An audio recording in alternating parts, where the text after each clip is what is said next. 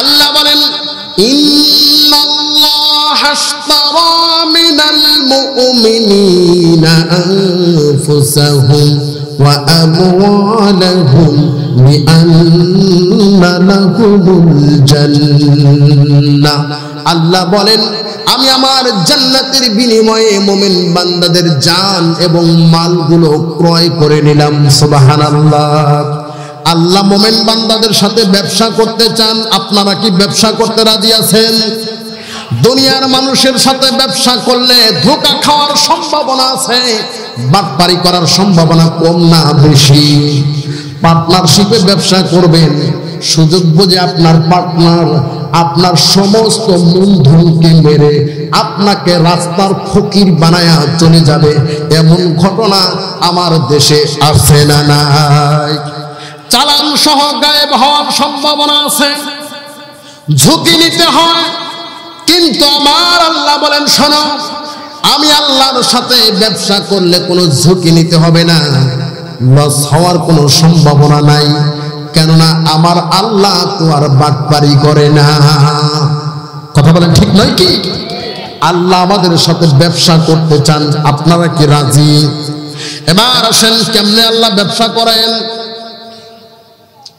28 নম্বর পারা 11 নম্বর পৃষ্ঠা কুরআনুল কারীমের 61 নম্বর সূরা সূরাতুস সফ 10 নম্বর আয়াত আল্লাহ বলেন ইয়া আইয়ুহাল্লাযীনা আমানু হাল আদুল্লুকুম আলা তিজারাহ। আল্লাহ তাআলা রব্বুল আলামিন এখানে বললেন হে আমার ঈমানদার বান্দারা। উলামায়ে কেরাম এখানে আছেন, সাধারণ জনগণ আছেন, একটু আমার দিকে কান লাগান, কথাগুলো বুঝে আসবে। আল্লাহ এখানে ডাক দিলেন ইয়া আইয়ুহাল্লাযীনা আমানু। কুরআনুল কারীমে আমার আল্লাহ মানুষদেরকে দুইটা নামে ডেকেছেন। কয়টা নামে? দুইটা নামে ডেকেছেন। একটা ডাক হলো ইয়া আইয়ুহান নাস, আর একটা ডাক হলো ইয়া আইয়ুহাল্লাযীনা আমানু। দুইটা নামে ডেকেছেন, এর বাইরে ডাকেন নাই। আমার প্রশ্ন হলো একটা নামে ডাকলেই তো যথেষ্ট ছিল, দুইটা নামে ডাকার কি প্রয়োজন হলো? ইয়া আইয়ুহান নাস শব্দ যদি ব্যবহার করতেন সারা দুনিয়ার মানুষদেরকে বুঝাতো। দুইটা নামে কেন ডাকলেন? পার্থক্য আছে না নাই? এই উপমহাদেশের অন্যতম একজন শ্রেষ্ঠ মুফাসসির, তাফসীর জগতের উজ্জ্বল নক্ষত্র যাকে বলা হয়, তাফসীরে মাআরিফুল কোরআনের লেখক আল্লামা মুফতি শফি রাহমাহুল্লাহ বর্ণনা করেন এই দুইটা ডাকের মধ্যে আকাশ এবং পাতাল পরিমাণ পার্থক্য। একটা ডাক হলো মহব্বতের ডাক, ভালোবাসার ডাক, আর একটা ডাক হলো ধমকের ডাক, রাগের ডাক। উদাহরণ স্বরূপ যদি আমি আপনাদেরকে বুঝাই, বাবা যখন তার সন্তানকে ডাক দেয়, বাবা বলে ডাক দেয়, আপনারা কি ডাকেন? আমি আমার ছেলেকে বাবা বলে ডাকি। বাবা যখন সন্তানকে বাবা বলে ডাক দেয়, এটা হলো মহব্বতের ডাক, ভালোবাসার ডাক, সম্পর্কের ডাক। সন্তান তখন বুঝতে পারে বাবা বড় মহব্বত করে ভালোবেসে আমাকে ডেকেছে, বড় আদর করে আমাকে ডেকেছে, মনে হয় কিছু দেবে। আবার ওই বাবাই যদি তার একই সন্তানকে ডাক দেয় রহিম এদিকে আয়, নাম ধরে ডাক দিল, সন্তান গলার আওয়াজ আর ডাকের ধরন দেখেই বুঝতে পারে বাবা সবসময় আমাকে বাবা বলে ডাক দেয়, মহব্বত করে আদর করে ডাক দেয়, কোনোদিন নাম ধরে ডাকে নাই। আজকে রাগের স্বরে নাম ধরে ডেকেছে, অবস্থা মনে হয় ভালো না, গেলে খবর আছে। কথা বলে ঠিক কিনা? মা যদি তার সন্তানকে বলে বাবা আসো ভাত খাও, সন্তান খাবে। আবার ওই একই মা যদি তার সন্তানকে বলে আয় করে খাওয়ামু, সন্তানকে আসবে।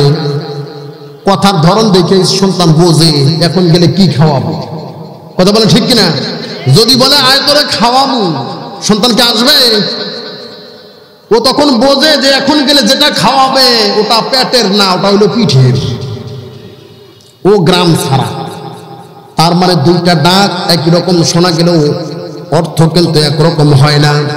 অনুরূপ ভাবে আল্লাহ যখন তার বান্দাদেরকে ডাক দেন, ইয়া আইয়ুহান নাস, ও দুনিয়ার মানুষ, এই ডাকটা হলো ধমকের ডাক, রাগের ডাক। আমার আল্লাহ ধমক দিয়ে সতর্ক করে ডাক দেন। আর যখন ডাকেন ইয়া আইয়ুহাল্লাযীনা আমানু, হে আমার ঈমানদার বান্দারা, ওই যে বাবা যেমন তার সন্তানকে বাবা বলে ডাক দেয়, এটা হলো মহব্বতের ডাক, ভালোবাসার ডাক, সম্পর্কের ডাক। অনুরূপ ভাবে আল্লাহ যখন তার বান্দাদেরকে ডাক দেন ইয়া আইয়ুহাল্লাযীনা আমানু, এটাও হলো মহব্বতের ডাক, ভালোবাসার ডাক, আল্লাহ ও তার বান্দার সম্পর্কের ডাক। সুবহানাল্লাহ। বাবা সন্তানকে বাবা বলে ডাক দিলে সন্তান বুঝতে পারে, মনে হয় কিছু দেবে, মনে হয় কিছু দেবে। অনুরূপ ভাবে কোরআনুল কারিমে আমার আল্লাহ যতগুলো জায়গায় ইয়া আইয়ুহাল্লাযীনা আমানু বলে ডাক দিয়েছেন, প্রত্যেকটা জায়গায় আমার আল্লাহ বান্দাদেরকে কিছু না কিছু দেওয়ার জন্যই ডেকেছেন। সুবহানাল্লাহ। এই আয়াতে আল্লাহ বলতেছেন ইয়া আইয়ুহাল্লাযীনা আমানু, ও হে আমার ঈমানদার বান্দারা, তার মানে মহব্বত করে ডেকেছেন, মনে হয় কিছু দেবে। আসেন দেখি আল্লাহ কি দিতে চান। আল্লাহ বলেন হাল আদুল্লুকুম আলা তিজারা, আল্লাহ বলেন আমি কি তোমাদেরকে এমন একটা ব্যবসার কথা বলবো না, এমন একটা বিজনেসের কথা কি তোমাদের বলবো, যেই বিজনেসটা হবে আমি আল্লাহর সাথে। সুবহানাল্লাহ বলেন। আচ্ছা বলেন তো দেখি, আল্লাহ যদি ব্যবসা করার জন্য অফার দেয়, এই ব্যবসা এর চাইতে দামি ব্যবসা, এর চাইতে লাভজনক ব্যবসা আসমানের নিচে জমিনের উপরে হতে পারে? হতে পারে কি? আল্লাহ ব্যবসা করলে যে অফার দিবেন, যেই মুনাফা দিবেন, এমন মুনাফা দেওয়ার ক্ষমতা কি পৃথিবীর কারো আছে? আল্লাহ ডাকতে বলে বান্দা শোনো, দুনিয়ার মানুষের সাথে ব্যবসা করলে ধোঁকা দেবে, তোমাকে না জেনে টাকাগুলো মেরে দেবে, তোমাকে ফকির করে দিতে পারে, লস হওয়ার সম্ভাবনা আছে। আমি আল্লাহর সাথে ব্যবসা করলে লস হওয়ার সম্ভাবনা নাই। সুবহানাল্লাহ। আমি আল্লাহর সাথে ব্যবসা করলে লস হওয়ার কোনো সম্ভাবনা নাই। আল্লাহ কি ব্যবসা করব, ওই ব্যবসা করলে লাভটা কি? আল্লাহ বলতেছেন ব্যবসাটা যদি করো তাহলে কেমন লাভ? তুজিকুম মিন আযাবিন আলীম, আমার সাথে যদি তোমরা ব্যবসা করতে পারো দুনিয়াতেও লাভবান হবে, আখিরাতেও জাহান্নামের সকল প্রকার আযাব থেকে বাঁচতে পারবে। সুবহানাল্লাহ। এবার আল্লাহ বলতেছেন ব্যবসার ধরন। ব্যবসা করতে হলে ব্যবসার নির্দিষ্ট পণ্য লাগে, মাল সামানা লাগে, লাগে না? নাকি মাল সামানা ছাড়া ব্যবসা হয়? মাল সামানা ছাড়া যেটা ব্যবসা ওটা হলো ধোঁকাবাজি ব্যবসা, ঠিক নয় কি? ওর কোনো মাল নাই, চাপা চাপা মারে। তাহলে ব্যবসা যদি আল্লাহর সাথে করতে চান, আপনারা কি করতে রাজি? কথা বলেন না কেন? আপনাদের গলার যে আওয়াজ, মনে হয় কবরস্থানে বসে বসে আলোচনা করতেছি। কবরস্থানে হাজারবার সালাম যদি দেই, কিয়ামত পর্যন্ত যদি সালাম দেই, কোনো জবাব কি আসবে? আপনারা জবাব দেন না, কথা বলেন না। এই জন্য তো দেশের চেয়ারম্যান আর এমপি হয় হিজড়া, আপনারা হতে পারেন না। আপনাদের যে গলার আওয়াজ, এই আওয়াজ দিয়ে কোনোদিন ইসলাম কায়েম করা যাবে না। যে দেশে হিজড়ারা চেয়ারম্যান হয়, ওই দেশে নিজেকে পুরুষ পরিচয় দিতেও লজ্জা করা উচিত। এজন্য পাশের দেশ ইন্ডিয়া, ওরা ভালো করে দেখেছে বাংলাদেশের পুরুষদের যে অবস্থা। 2 হিজড়া বাসের 60 জন পুরুষকে স্তব্ধ করে দিতে পারে। এ দেশের ভবিষ্যৎ টিকিয়ে রাখতে হলে পুরুষদের জন্য কিছু করা দরকার। এজন্য উপকার স্বরূপ ইন্ডিয়ার যত হারবাল আছে সব বাংলাদেশে পাঠায় দিচ্ছে। চিপা চাপা কোনা দোকানপাট বাজার যেখানেই যান, Indian herbal, Kolkata herbal, Madras herbal, Bangladesh নামে কোনো হারবালই নাই। কথা বলি না, আপনাদের জন্যই আসছে। যে গলার আওয়াজ, আপনাদের আওয়াজ পুরুষের মতো দেবেন, পারবেন না ইনশাআল্লাহ? প্রত্যেকটা প্রত্যেকটা জিনিসের একটা তাল আছে, আছে না নাই? নাপিত চেনেন তো? চুল কাটে, নাপিত চেনেন না? নাপিতের দোকানে যদি চুল কাটার জন্য যান, দেখবেন নাপিত কেসি দিয়ে যদি আপনার মাথায় বাড়ি দেয় একবার, বাড়ি না কিসকিস করে 3 বার। কথা বলেন? আচ্ছা, এটার দরকার আছে? তুই আমার মাথার চুল কাটবি, তো কেসি বাড়ি না কিসকিস করিস কেন? আমার মাথার চুল কাট না। যদি আপনি জিজ্ঞাসা করেন, কিরে ভাই, আমার মাথার চুল কাটা বাদ দিয়ে কেসি নিয়ে বাইরে তুই বাড়ি মারিস, কিসকিস করিস, কারণটা কি? ও বলবে, হুজুর এটা আমার কাজের তাল, এটা যদি না করি আমি কাজই করতে পারবো না। কথা বলেন ঠিক নয় কি? তার মানে কাজের একটা তাল আছে। অনুরূপ ভাবে আপনারা যদি কথাবার্তা না বলেন, আওয়াজ যদি না দেন, আমি আলোচনা করতে পারবো না। আলোচনারও কিছু তাল আছে, দেবেন তো ইনশাল্লাহ? আল্লাহ ব্যবসা করবেন আমাদের সাথে। আপনারা করবেন? আপনারা করবেন? আসেন, শ্রেষ্ঠ ব্যবসা করবো আমরা। রাজি আছেন তো ইনশাল্লাহ? ব্যবসা করতে হলে ব্যবসার নির্দিষ্ট পণ্য লাগে, মাল লাগে। মাল ছাড়া ব্যবসা করা যায় না, ঠিক নয় কি? তাহলে কি দিয়ে ব্যবসা করবেন? আল্লাহর কোন মালের প্রয়োজন? আমার আল্লাহ তাআলা রব্বুল আলামিন বলতেছেন কোরআনুল কারীমের 9 নম্বর সূরা, সূরাতুত তাওবার 111 নম্বর আয়াত। আমার আল্লাহ বলেন,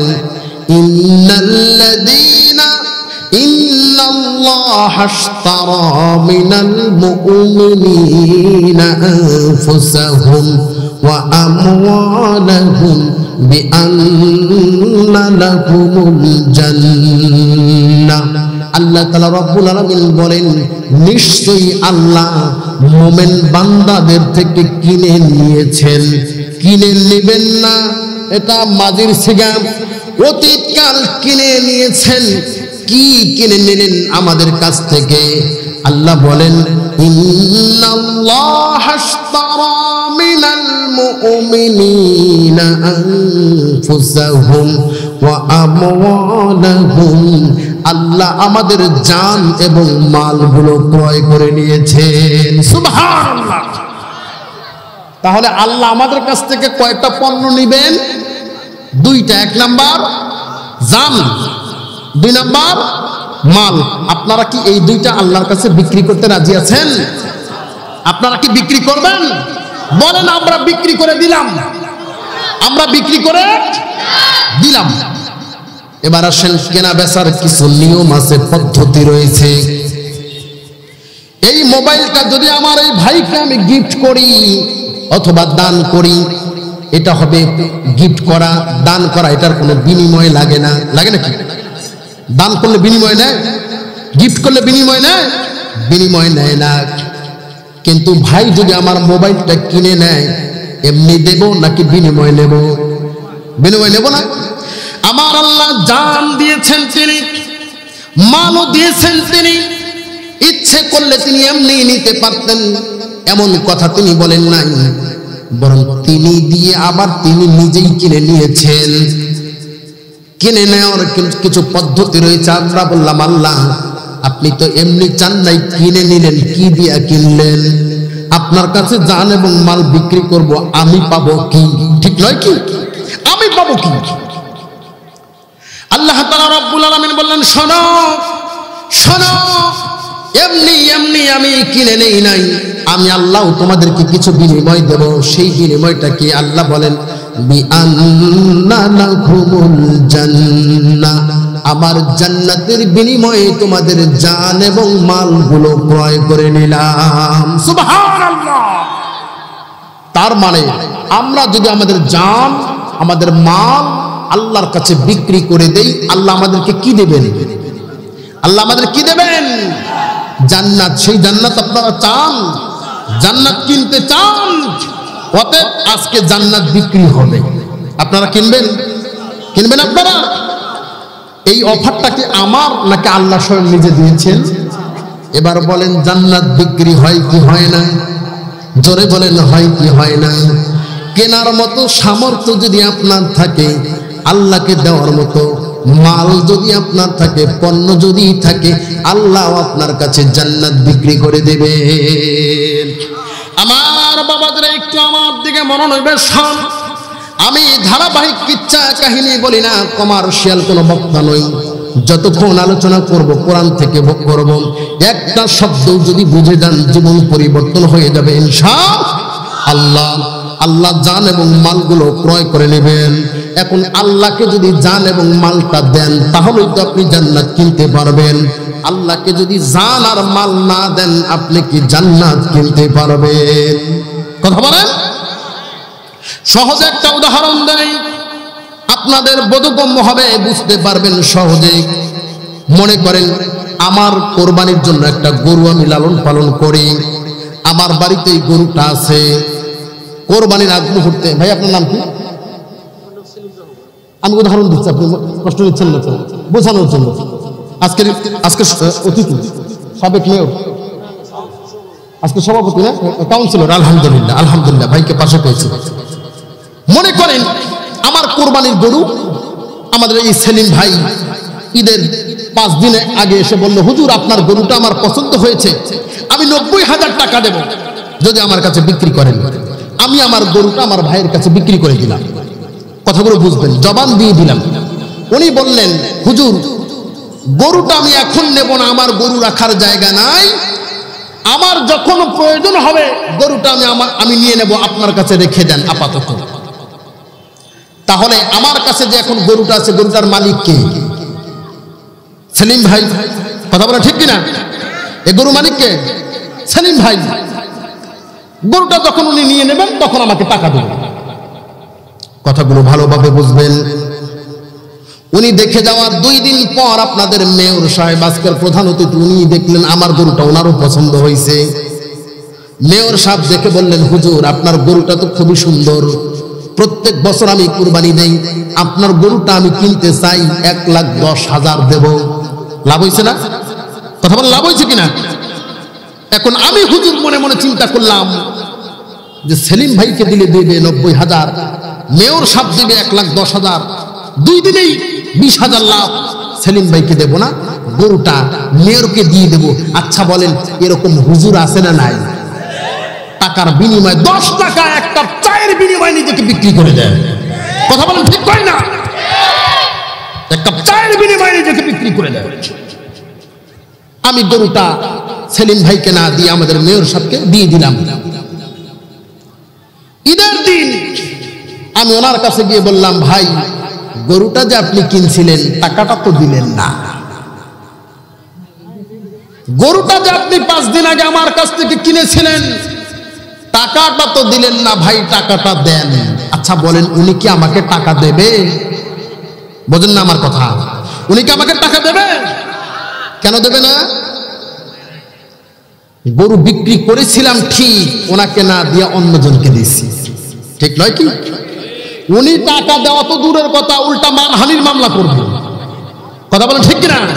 উল্টা মানহানির মামলা করে বিচার ডেকে, এই হুজুর, এই সেই হুজুর আমার কাছে কথা দিয়া গরু বিক্রি করে 20,000 টাকা বেশি পেয়ে উনি মেয়রের কাছে বিক্রি করে দিয়েছে, এই হুজুরকে তাড়াতাড়ি মসজিদ থেকে ভাগা। কথা বলেন ঠিক নয় কি? এবার আসেন আমি আপনাদের সহজভাবে বোঝাচ্ছি। আল্লাহর কাছে বিক্রি করলাম জান এবং মাল। কার কাছে? আল্লাহর কাছে বিক্রি করে দিলাম।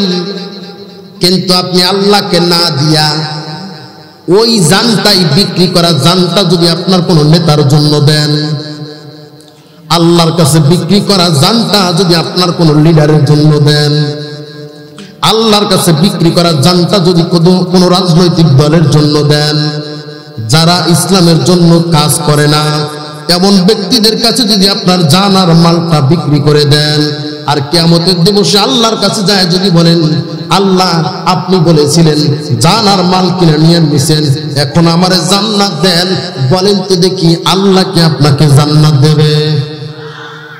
মগজে ঢোকে নাই? আল্লাহ কি জান্নাত দেবে?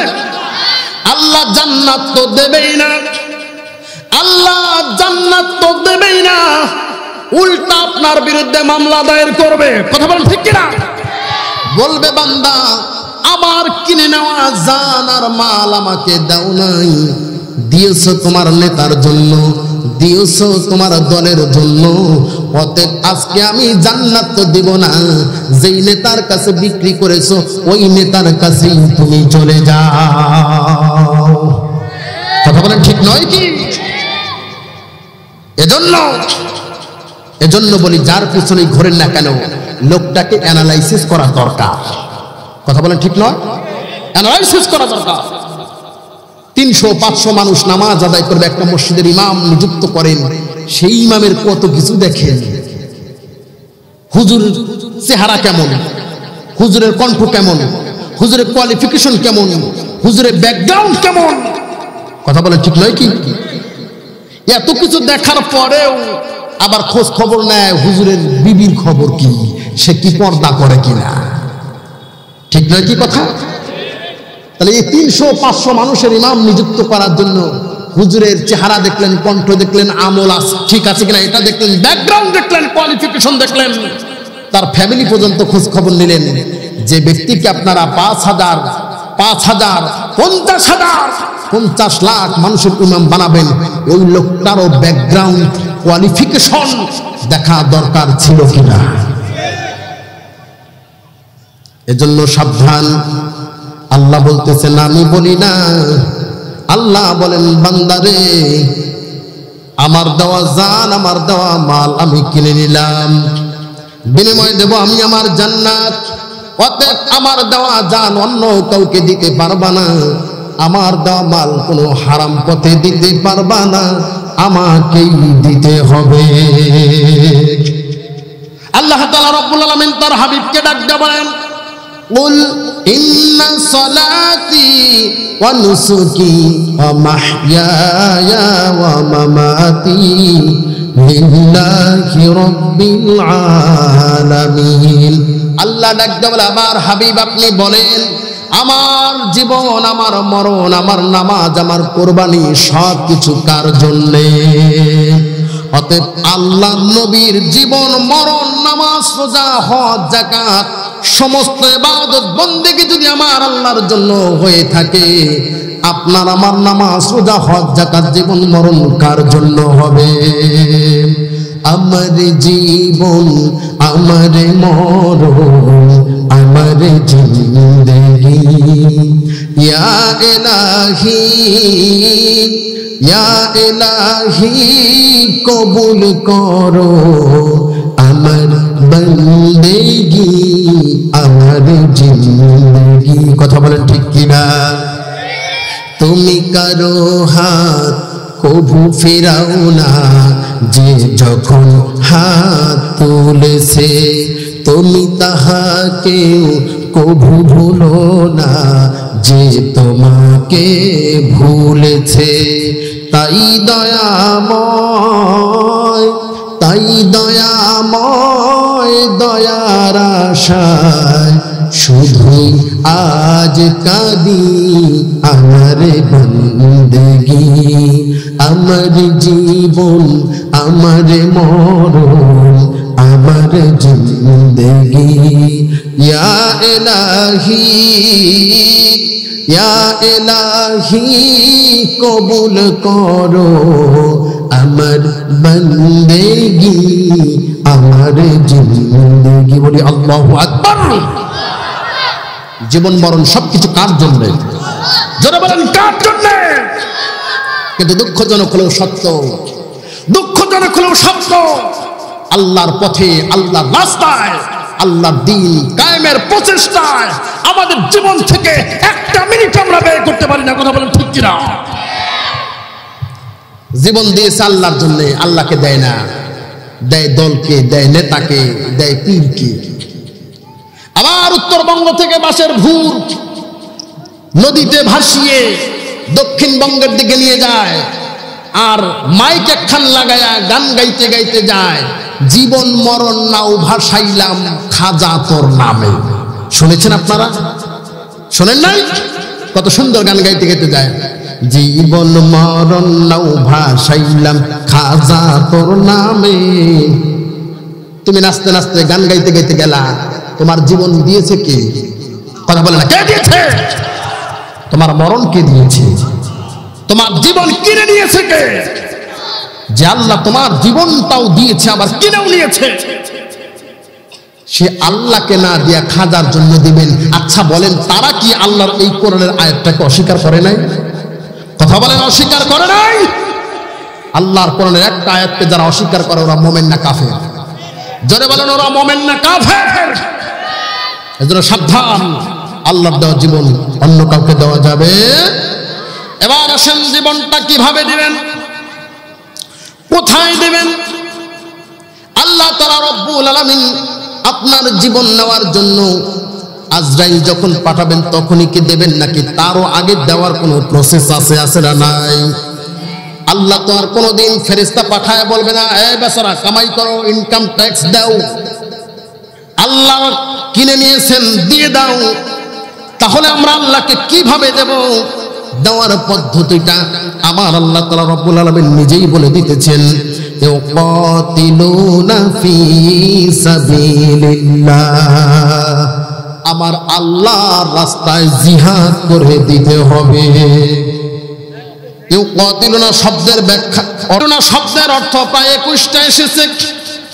জিহাদ করা, সংগ্রাম করা, প্রচেষ্টা করা, দিন কায়েমের আন্দোলন করা, দিনের রাস্তায় সময় দেওয়া। আল্লাহু আকবার। আমার বাবাজিরা একটু মনোযোগী হন, কোথায় জীবন দিবেন, কিভাবে দিবেন? আল্লাহ বলতেছেন, ইউকাতিলুনা ফি সাবিলিল্লাহ, আমি আল্লাহর রাস্তায় জিহাদ করে জীবন দিবা, দিনের জন্য জীবন দিবা। কেন? আমার কিনে নেওয়া জীবন আমি যেখানে চাবো ওই জায়গায় দেওয়া লাগবে। কথা বলেন, ঠিক নয় কি? এই কথাগুলো আমরা যখন বলি, এক শ্রেণীর মানুষ রয়েছে তারা বলে এরা জঙ্গি। কথা বলে, আল্লাহর কোরআনের বিধান, নামাজ, রোজা, হজ, যাকাতের মতো একটা বিধান হলো জিহাদ। জিহাদকে যারা অস্বীকার করবে সাথে সাথেই কাফের হয়ে যাবে। তালাক দেওয়া লাগবে না, বিসমিল্লাহ ছাড়াই বউ অটো তালাক হয়ে যাবে। কথা বলে না, তালাক দেওয়া লাগবে না। আল্লাহর কোরআন একটা বিধানকে কেউ যদি অস্বীকার করে ওটা মুমিন না কাফের? বউরে তালাক দেওয়া লাগবে না, অটো তালাক। যতগুলো আসবে সবগুলোই হারামজাদা। কথা বলে না। আমি একটা সহজ উদাহরণ দেই, বুঝবেন না মানে বুঝাই সর্বস্কে আপনাদের ক্লাস নেব ইনশাআল্লাহ। আচ্ছা বলেন তো দেখি, মনে করেন রাত 12টা পর্যন্ত আজকের মাহফিলটা যদি হয়, রাত 12টার পর যুবক বলেন আর বুড়া বলেন বাড়িতে গিয়ে দেখলেন একজন লম্পট আপনার স্ত্রীর ইজ্জত হনন করার জন্য জোর জবরদস্তি করতেছে, আপনারা কি করবেন? মেহমানদারিত্ব করবেন, খাওয়াবেন? কথা বলে না। যুবকদের যে অবস্থা ভাই, আপনারা যুবক থেকে পদত্যাগ করেন, আপনার সে বুড়া মানুষ অনেক ভালো। কুড়িগ্রাম জেলার সিলমারি থানার ডাঙ্গারচর এলাকায় মাহফিল করতেছি। এই কথাটা যখন আমি বললাম যে কেউ যদি আপনার স্ত্রীর ইজ্জত হনন করার জন্য জোর জবরদস্তি করে আপনারা কি করবেন? পাশ থেকে 80 বছরের এক বুড়া লাভ দিয়ে দাঁড়ায় বলে হুজুর মারি ফেলাই। আমি বললাম মুরবি মারি ফেলাইবেন কেন? তা আমার কালেমা পড়া বউর গায়ে হাত দিলে আমরা বসে থাকি, তোমরা পাগলা হয়েছে? এ কথাগুলো বোঝেন কি আপনারা? এগুলো আমাদের রংপুর কুড়িগ্রামের, আমি কিন্তু কুড়িগ্রামের সন্তান। এবং আজকে যিনি মাহফিল আয়োজন করেছেন আমার শ্রদ্ধা বড় ভাই জাকারিয়া মন্ডল, তিনিও কিন্তু কুড়িগ্রামের সন্তান, পাশাপাশি গ্রাম আমার, অথচ আমরা চিনতাম না, জানতাম না। তো মুরব্বী বলতেছে আমার কালেমা পড়া বউর গায়ে হাত দিবে আর আমরা বসে থাকি, পাগলা হয়েছেন তোমরা, মারি ফেলায়। এই কাজটা কি আপনারাও করবেন?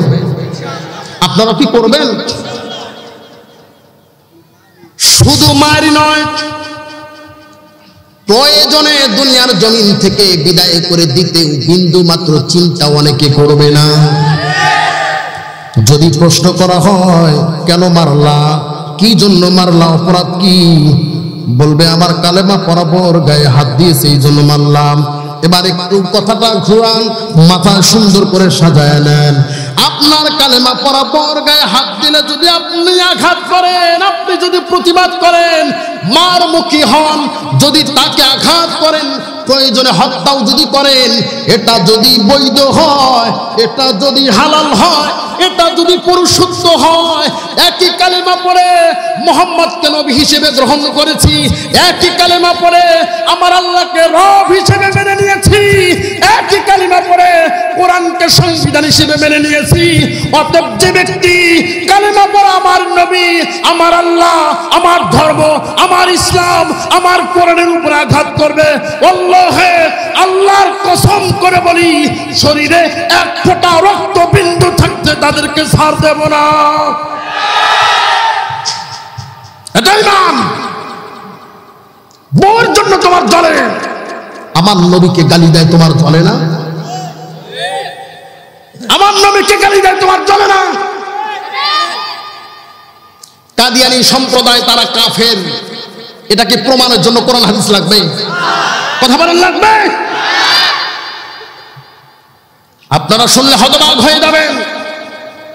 গোপনে গোপনে এই কাদিয়ানী সম্প্রদায় তারা দাওয়াতি কার্যক্রম করে সারা বাংলাদেশে ছড়িয়ে ছিটিয়ে গিয়েছে। এমনকি গাজীপুরেও তাদের আস্তানা রয়েছে কয়েকটি, এর মধ্যে গাজীপুর সদরেই আছে 3টি। গাজীপুর সদরে আছে 3টি। তারা সেখানে মসজিদ করতে চায়। এটাকে মসজিদ বলা যাবে? কথা বলেন, বলা যাবে? গত 7 তারিখে গাজীপুরের সমস্ত ওলামা ইকরাম প্রতিবাদ করেছি। আপনারাও মনে হয় অনেকে ছিলেন কিনা? কথা বলেন, এদেরকে মসজিদ করতে দেওয়া যাবে? কথা বলেন, দেওয়া যাবে? আমার প্রশ্ন হলো, কোথায় পেল এই সাহস? কেন? কে দিল এই সাহস? কে দিল তাদের অর্থের যোগান? গাজীপুরের মতো আলেম ওলামার ঘাটিতে তারা মসজিদ করার মতো সাহস পায়? কথা বলেন, ঠিক নয় কি? কাদিয়ানীরা কাফের, তাদেরকে যারা সাহায্য করবে, সহযোগিতা করবে, তাদের মতামতকে যারা সমর্থন করবে তারাও কাদিয়ানীদেরকে যারা কাফের বলবে না তারাও। একটা উদাহরণ দেই, বিশ্বাস করেন এটা কোনো রাজনৈতিক আলোচনা নয়, এটা আমাদের ইমানের দাবি। কথা বলেন, ঠিক নয় কি? যেহেতু পাশে শ্রদ্ধেয় বড় ভাই, আপনাদের সকলের মাথার মুকুট সেলিম ভাই আছেন, আমি উদাহরণ দিচ্ছি। বাংলাদেশের স্বাধীনতার মহান স্থপতি বলা হয় বঙ্গবন্ধু শেখ মুজিবুর রহমানকে। এ কথায় কি আপনারা একমত? কথা বলেন, আপনারা একমত? সারা বাংলাদেশ একমত। কথা বলেন, ঠিক নয় কি? এখন হঠাৎ করে একজন বের হয়ে বলল, না উনি না, আমি স্বাধীন করেছি দেশ, আমার নেতৃত্বে বাংলাদেশ স্বাধীন হয়েছে। এটাকে আপনারা মেনে নিবেন? এ জাতি মেনে নিবে? আমাদের মাননীয় প্রধানমন্ত্রী মেনে নিবে? আরে আওয়ামী লীগ বাদ দেন, বিধর্মী দলও কি মেনে নেবে? বিরোধী দলও কি মেনে নেবে? যারা চরম প্রতিদ্বন্দ্বিতা করে তারা কি মেনে নেবে? কথা কেন নেবে না? সারা দুনিয়া জানে এদেশের স্বাধীনতার মহান স্থপতি বঙ্গবন্ধু শেখ মুজিবুর রহমান। নতুন করে কেউ দাবি করলে মেনে নেওয়া তো দূরের কথা, ও নিঃশ্বাস নেওয়ারই সময় পাবে না। কথা বলে, ঠিক নয় কি? তাহলে নতুন কোনো ব্যক্তি দাবি করলে তার বিরুদ্ধে হামলা মামলা তো দূরের কথা, নিঃশ্বাস নেওয়ার সময় দিবেন না। এটা যদি হয় ঠিক তেমনি আখেরি জামানার পয়গম্বর মুহাম্মদ সাল্লাল্লাহু আলাইহি ওয়াসাল্লাম শুধু দুনিয়া জানে না, আল্লাহর সমস্ত আলম জানে।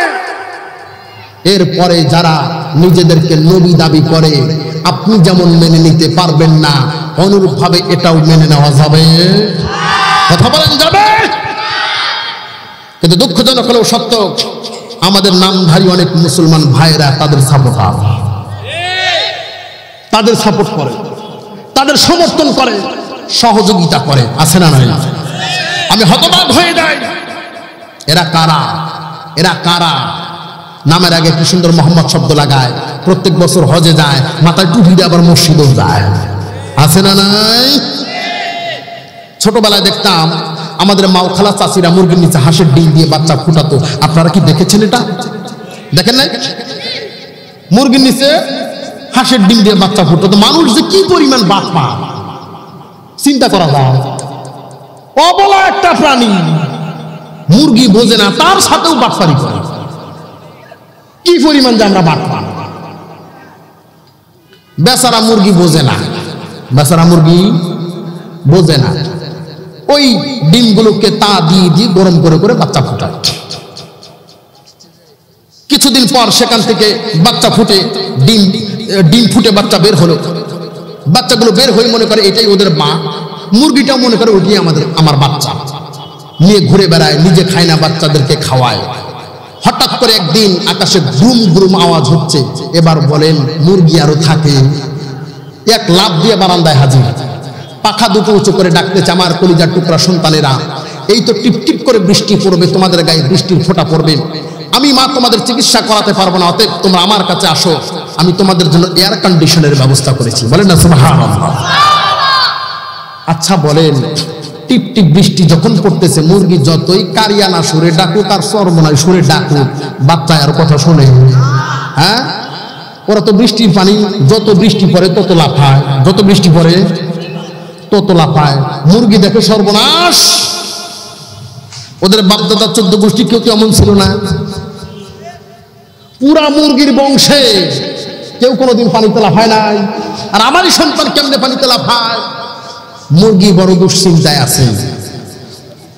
পাশের মুরগিকে ডাক দেয়া বলে, বুবু সর্বনাশ, কি হয়েছে? আমাদের 14 গোষ্ঠী কোনোদিন পানিতে যায় নাই, আমারই গর্ভে জন্মগ্রহণ করে 14 গোষ্ঠীর মুখে চুনকালি মেখে দেখ কেমনে ওরা পানিতে লাফায়। পাশের মুরগি এসে ভালো করে তাকিয়ে দেখে অ্যানালাইসিস করে বলে, বুবু আমি তীক্ষ্ণ দৃষ্টিতে ভালো করে তাকিয়ে দেখলাম, যেগুলোকে তোমার সন্তান মনে করতেছ একটাও তোমার সন্তান না, সবগুলো হাঁসের বাচ্চা। কিয়ামত পর্যন্ত যদি আপনি ডাকেন, ওরা আপনার ডাকে সাড়া দেবে? কথা বলেন, সাড়া দেবে? অনুরূপ ভাবে যারা ইসলামের বিরোধিতা করে, কোরআনের বিরোধিতা করে, আমার নবীর নবুয়তকে যারা অস্বীকার করে, আমরা আমাদের কোরআন এবং রাসূলের সুন্নাহ দৃষ্টিতে তাকিয়ে অ্যানালাইসিস করে দেখেছি, ওরা একটাও মানুষের বাচ্চা না, সবগুলোই জানোয়ারের বাচ্চা। কথা বলেন ঠিক কিনা? আমার কথা না, আল্লাহ বলেন, আল্লাহ বলেন উলাইকা কাল আনআম বাল হুম আদল, ওরা হলো চতুষ্পদ জন্তু, জানোয়ার। একটু আমার দিকে কান লাগান। আল্লাহ বলতেছেন, বান্দা আমি তোমাদের জান এবং মালগুলো ক্রয় করে নিলাম জান্নাতের বিনিময়ে। কোথায় দিবা, কেমনে দিবা? আল্লাহ সেই রাস্তাটাও বলে দিলেন, ইউকাতিলুনা ফি সাবিলিল্লাহ, আমি আল্লাহর রাস্তায় জান দিবা, শুধু দেওয়া লাগবে না, ফায়াকতুলুনা ওয়া ইউকতালুন, জান যেমন ইসলামের জন্য দিতে হবে, প্রয়োজনে নিতেও হবে। কথা বলেন ঠিক কিনা? একজনে আপনাকে অন্যায় ভাবে শালা বলে গেল, আর আপনি তাকে দুলাভাই বলবেন, এটার নাম ইসলাম না। অন্যায় ভাবে আপনাকে থাপড় মারলো, আর আপনি গালে হাত দিতে দিতে মালিশ করতে করতে বাড়িতে আসলেন, এটার নাম ইসলাম না। আল্লাহ বলেন, ফাইন কাতালুকুম ফাকতুলহুম, কেউ যদি তোমার গালে থাপড় দেয়, তুমি মুষ্টি করে ঘুষি মেরে তার নাকের বারান্দা ফাটায় দিবে, এটার নাম ইসলাম। কোরআনের আয়াত। সাহাবীদের ঈমান কেমন ছিল একটু লক্ষ্য করেন, একটু লক্ষ্য করেন। রাদিয়াল্লাহু আনহুম ওয়া রাদু আন, এই শব্দগুলো আল্লাহ তাআলা রব্বুল আলামিন আখিরি জামানার পয়গম্বরের সাহাবীদের জন্য ব্যবহার করেছেন। অন্য কোন নবীর সাহাবী তো দূরের কথা, কোন নবীর জন্য আমার আল্লাহ এই শব্দগুলো ব্যবহার করে না। সাহাবী তো দূরের কথা, অন্য নবীদের জন্য এই শব্দ ব্যবহার করে না। লক্ষ্য করেন, বদরের প্রান্তরে আল্লাহ রাসূল সাল্লাল্লাহু আলাইহি ওয়াসাল্লাম যখন জিহাদের ময়দানে রওনা হলেন, একদিকে কাফেরদের সংখ্যা ছিল 1000 অথবা তার চাইতেও বেশি, অপরদিকে মুসলমানদের সংখ্যা ছিল মাত্র 313 জন।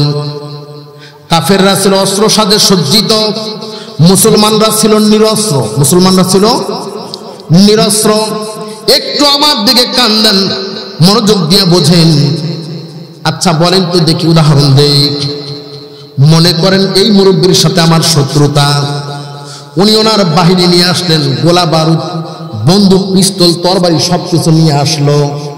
আমি খালি হাতে ওনার সামনে যায় লাফাইতেছি। মানুষ আমার কি বলবে? পাগল বলবে না? যে এই বেচারা গোলা বারুদ নিয়ে আসছে, তীর ধনুক বর্ষা পিস্তল বন্দুক কামান নিয়ে আসছে, আর এই হুজুরে খালি হাতে যায় লাফাইতেছে না, পাগল। কথা বলেন ঠিক নয় কি? ঠিক অনুরূপ একদিকে কাফের মুশরিকরা ছিল অস্ত্র সাজে সজ্জিত, অপরদিকে মুসলমানরা ছিল নিরস্ত্র। আল্লামা ফার্সি কবি আল্লামা শেখ সাদি রাহিমাহুল্লাহ বলতেন, বর্তমান জামানার মানুষগুলো যদি সাহাবীদেরকে দেখত, তাদেরকে সুস্থ বলে তারা মনে করত না, সাহাবীদেরকে তারা পাগল বলে আখ্যা দিত। কেননা কোনো অস্ত্র নাই, শস্ত্র নাই, যুদ্ধের কোনো যন্ত্রাংশ নাই, টাকা পয়সা কোনো কিছু নাই। আবার রাসূল বলেছেন, বলতে দেরি, সামি'না ওয়া আতা'না, সামি'না ওয়া আতা'না। আমার রাসূল বলতে দেরি, হুকুম মানতে বিন্দু মাত্র দেরি করে না। আল্লাহু আকবার। এই জন্য তাদেরকে বলা হয় রাদিয়াল্লাহু আনহুম ওয়া রাদু আন।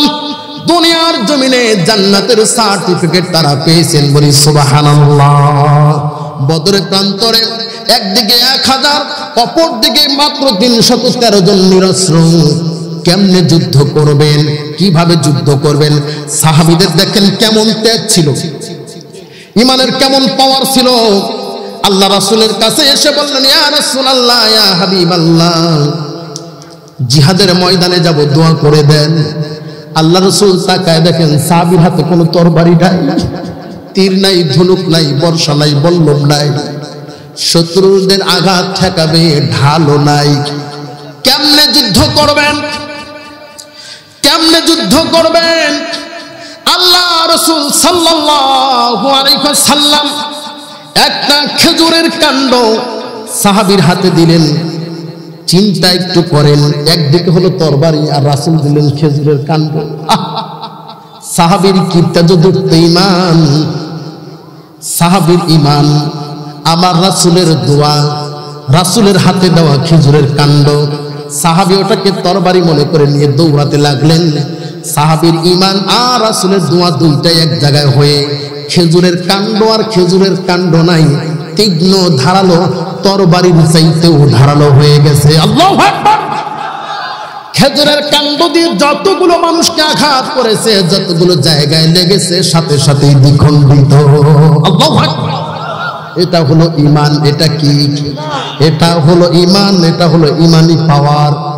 যুদ্ধ করতে করতে যদি শহীদ হয়ে যেত তারা ছিল সৌভাগ্যবান, আর যারা বিজয় লাভ করে আল্লাহ রাসূলের কাছে ফিরে আসতেন, এসে বলতেন, ইয়া রাসূলুল্লাহ, ইয়া হাবিবাল্লাহ, আমার জানটা তো আল্লাহর কাছে বিক্রি করে দিয়েছি, আজকে বড় আশা ছিল শহীদ হয়ে যাব, আল্লাহর কাছে জানটা দিয়ে দেব। বিক্রি করা মাল যত তাড়াতাড়ি মালিকের কাছে দেওয়া যায় ততই নিরাপদ। কথা বলেন ঠিক কিনা? যেমন আমি ওনার কাছে একটা মাল বিক্রি করলাম, উনি যত তাড়াতাড়ি নেয় ততই ভালো। আল্লাহ বলতেছেন, ইন্নাল্লাহা আশতারা মিনাল মুমিনিনা আনফুসাহুম ওয়া আমওয়ালাহুম, আমি মুমিন বান্দাদের জান এবং মালগুলো ক্রয় করে নিলাম। সাহাবীরা বললেন, আল্লাহর কিনে নেওয়া জান মাল যত তাড়াতাড়ি আল্লাহকে দেওয়া যায় ততই মঙ্গল। বড় আশা ছিল আজকে শহীদ হয়ে যাব, জানটা দিয়ে দেব। আল্লাহ তো আমার জানটা নিলেন না, আল্লাহকে আমার জান কবুল করে দেয়। আল্লাহু আকবার। এই জন্য তারা রাদিয়াল্লাহু আনহুম ওয়া রাদু আন। আল্লাহ তাআলা রব্বুল আলামিন কুরআনুল কারীমে এই জন্য বলেছেন, আমিনু কামা আমানান নাস, আমিনু কামা আমানান নাস। ঈমান আনো সাহাবীদের মতো ঈমান। কাদের মতো? সাহাবীদের মতো ঈমান আনো। তারা যেমন ঈমান আনতো, হুকুম করতে দেরি, আদেশ করতে দেরি, সামি'না ওয়া আতা'না, আমার আল্লাহর হুকুম মানতে বিন্দু মাত্র দেরি করে না। জীবন দিয়েছে অনায়াসে, অনায়াসে জীবনটা দিয়েছে, মৃত্যুর মুখে নিজেকে ঠেলে দিয়েছে, কিন্তু ঈমান বিক্রি করে নাই। আল্লাহু আকবার। জীবন দিয়েছে, ইমান বিক্রি করেন। একটা উদাহরণ যদি না দিয়ে আপনাদের বুঝে আসবে না তাদের ইমানটা কেমন ছিল। ইসলামের প্রথম শহীদ মহিলা যাকে বলা হয় হযরতে সুমাইয়া রাদিয়াল্লাহু তাআলা আনহা, নামটা শুনেছেন? অত্যন্ত দরিদ্র মানুষ, হাবশী ছিলেন, কালো কুচকুচে তার দেহ ছিল। তার স্বামীর নাম হলো ইয়াসির, সন্তানের নাম হলো আম্মার। এই তিনজন মিলে ইসলাম গ্রহণ করলেন। আম্মারের বয়স 20 থেকে 22 বছর, তার মানে তাগড়া জোয়ান, ঠিক নয় কি? সুমাইয়া রাদিয়াল্লাহু তাআলা আনহার বয়স 55 থেকে 60 বছর, তার মানে বৃদ্ধা। মা আর সন্তান একসাথে হেঁটে হেঁটে যায়। প্রতিমধ্যে আবু জেহেলের সাক্ষাৎ। আবু জেহেল ডাক দিয়ে বলে, সুমাইয়া, শুনলাম তোমরা নাকি সপরিবারে মুহাম্মদের কালেমা পড়ে মুসলমান হয়েছ। সুমাইয়া মাথা উঁচু করে ডাক দিয়ে বলে, আবু জেহেল, যা শুনেছ ঠিক শুনেছ। আমরা সপরিবারে মুহাম্মদের কালেমা পড়ে ইসলামের সুশীতল ছায়াতলে আশ্রয় গ্রহণ করেছি। বলি সুবহানাল্লাহ।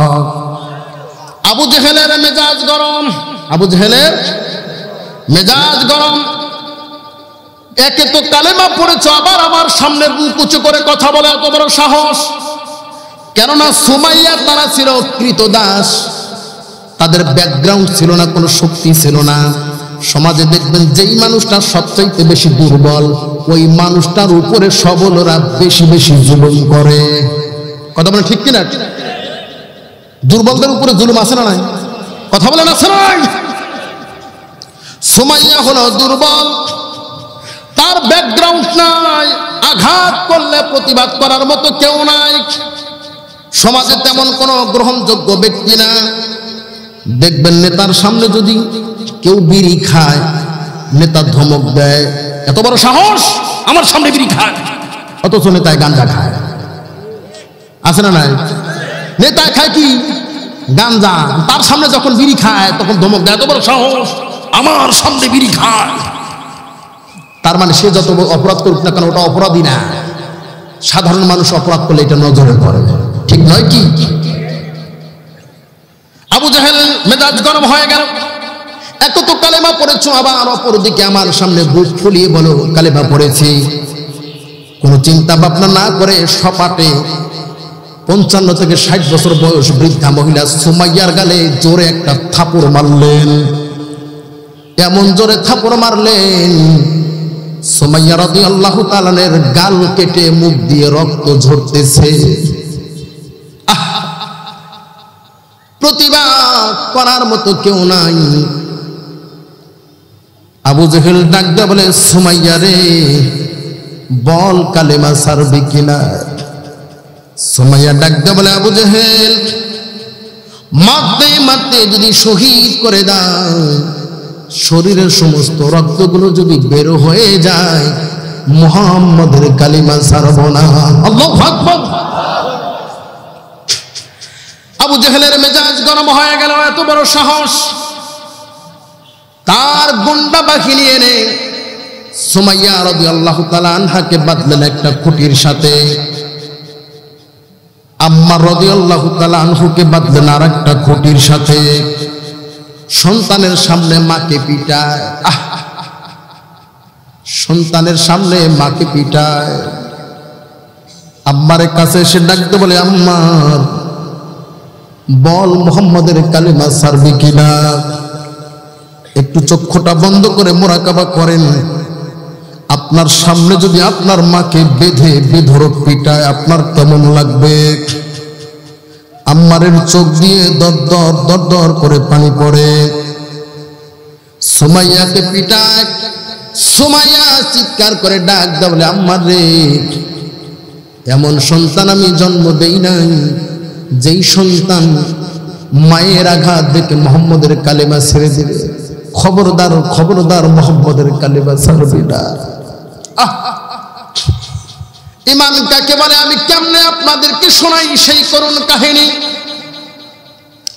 এতটা ঘাত করেছে, পা থেকে মাথা পর্যন্ত রক্তাক্ত করে দিয়েছে। কালো কুচকুচে দেহটা যেন ফুলে গেছে। আঘাতে আঘাতে দেহটা জর্জরিত হয়ে গেছে। আম্মার যখন কালেমা ছাড়ে না, এবার আবু জেহেল তার কূট বুদ্ধি, শয়তান এসে বুদ্ধি দিল, মায়ের সামনে যদি সন্তানকে পিটাও, মা কিন্তু সহ্য করতে পারে না, সন্তানকে বেধড়ক পিটাও। এবার সুমাইয়াকে রেখে মায়ের সামনে কলিজার টুকরা সন্তান আম্মারকে পিটাতে লাগলো। আহ, আমি কেমনে বুঝাই, মা এমন একটা জিনিস, সবচাইতে ছোট্ট একটা ডাক হলো মা, অথচ মা ডাকের মধ্যে কি মধু দিয়েছেন আমার আল্লাহ। মা ডাকলেই কলিজা শীতল হয়ে যায়, কথা বলেন ঠিক কিনা? মা ডাকলেই কলিজা শীতল হয়ে যায়। সারাদিন কাজ করে যখন বাড়িতে ফিরি, মাকে মা বলে ডাক দেয়, সারাদিনের সমস্ত ক্লান্তিগুলো দূর হয়ে যায়। সুমাইয়ার সামনে আম্মারকে পিটায়, আর সুমাইয়াকে বলে, বল মোহাম্মদের কালিমা ছাড়বে কিনা? মোহাম্মদের কালিমা যদি না ছাড়ো, তোমার সামনে তোমার সন্তানকে পিটাতে পিটাতে দুনিয়ার জমিন থেকে বিদায় করে দেব। আম্মার ডাক দে বলে, মা, মা গো, মোহাম্মদের কালেমা পড়ছি দুনিয়ার সুখ শান্তি করার জন্য না, আখিরাতে আমার আল্লাহর জান্নাতের জন্য। খবরদার মা মোহাম্মদের কালেমা ছাড়বা না। সুমাইয়ার চোখ দিয়ে দরদর করে পানি ঝরে। যেই সন্তানকে 10 মাস 10 দিন গর্ভে ধারণ করেছেন, আহারে কতটা যন্ত্রণা, কতটা কষ্ট, কতটা কষ্ট মা সহ্য করেছেন। আমি বলি না, আমার আল্লাহ কোরআনুল কারিমে বলেন, সূরা লোকমান 31 নম্বর সূরা 14 নম্বর আয়াত, আল্লাহ তাআলা রব্বুল আলামিন বলেন, অওয়াসাইনাল ইনসানা বিওয়ালিদাইহি হামালাতুহু উম্মুহু ওয়াহনান আলা ওয়াহনিন। খবরদার, খবরদার, মা বাবার সাথে খারাপ ব্যবহার করবা না। তোমার মা কষ্টের পর কষ্ট সহ্য করে তোমাকে গর্ভে ধারণ করেছেন। মায়ের যেই থলিটায় সন্তান থাকে, এই থলিটার আয়তন হলো 10 ইঞ্চি।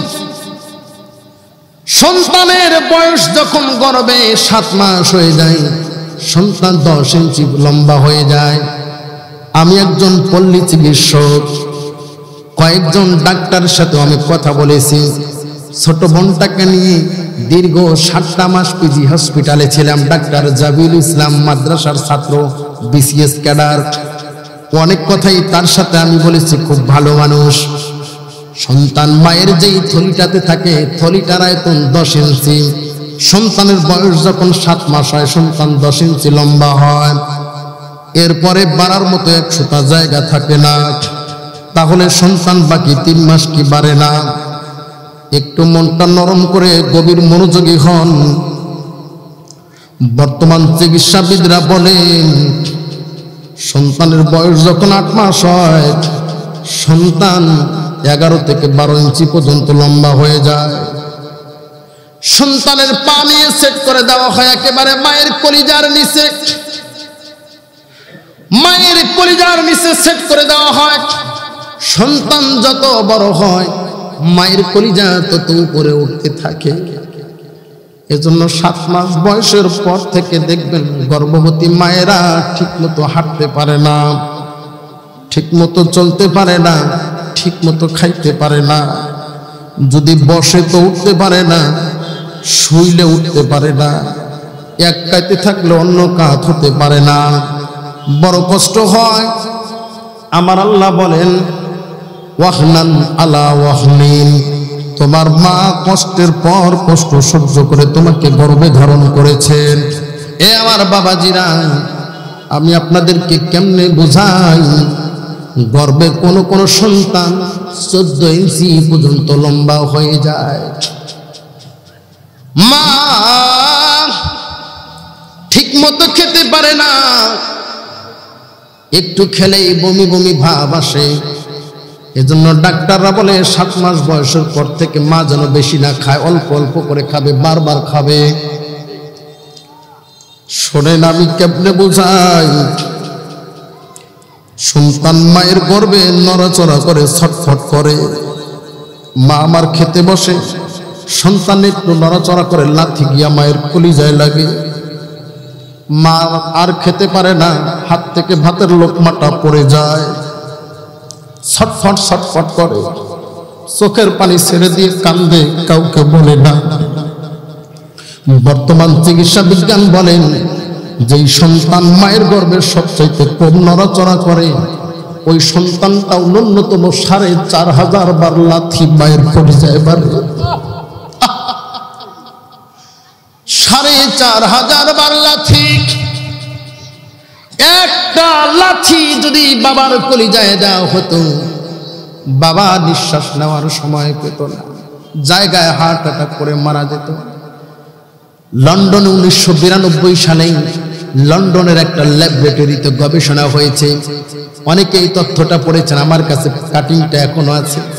মায়ের কলিজার বাবার কলিজায় তারা গবেষণা করেছে, মায়ের কলিজার যেই জায়গায় সন্তান লাথি দেয়, ওই জায়গা গবেষণা করে বিজ্ঞানীরা হতবাক হয়ে রিপোর্ট করেছে, যেই সন্তান মায়ের কলিজায় যত বেশি লাথি দেয়, ওই মা ওই সন্তানকে তত বেশি মহব্বত করে। মাথাটা থাকে নিচের দিকে, পা দুটা থাকে উপর দিকে। বিশেষ ঘরে যখন নেওয়া হয়, মায়েরা সবার কাছ থেকে বিদায় নেয়, স্বামী গো বিদায় দিয়া দাও। কত মানুষ সন্তান জন্ম দিতে যায়, দুনিয়ার জমিন থেকে বিদায় হয়েছে, কেন জানি মনে হয় আমি আর বাঁচব না। স্বামী তোমার হক আদায় করতে পারি নাই, আমানতদারিতা রক্ষা করতে পারি নাই, স্বামী গো ভুল ত্রুটিগুলো মাফ করে দিও। ওয়াদা করায়া যায়, আমার সন্তান ভূমিষ্ঠ হতে যদি আমি দুনিয়ার জমিন থেকে বিদায় হয়ে যাই, আমার সন্তানটাকে আমানত রেখে গেলাম। মা আল্লাহ কি দিয়া বানাইছে মাকে, নিজে মৃত্যুর জন্য বিদায় নিয়ে নেয়, আর বলে আমার সন্তানকে কষ্ট দিও না, আমানত রেখে গেলাম। এর নাম হলো মা। বিশেষ ঘরে যখন নেওয়া হয়, সন্তান ভূমিষ্ঠ হওয়ার সময় সবচাইতে বড় বড় 3টা লাথি। প্রথম লাথি পা দুটো গোটায়া এমন জোরে লাথি দেয়, যেই ডিম্বটার ভিতরে, থলিটার ভিতরে সন্তান থাকে, ওই থলিটা পানি দিয়ে পরিপূর্ণ থাকে, সন্তান পানিতে সাঁতার কাটে। সন্তান এমন জোরে লাথি দেয়, এক লাথিতে থলিটা ফেটে যায়।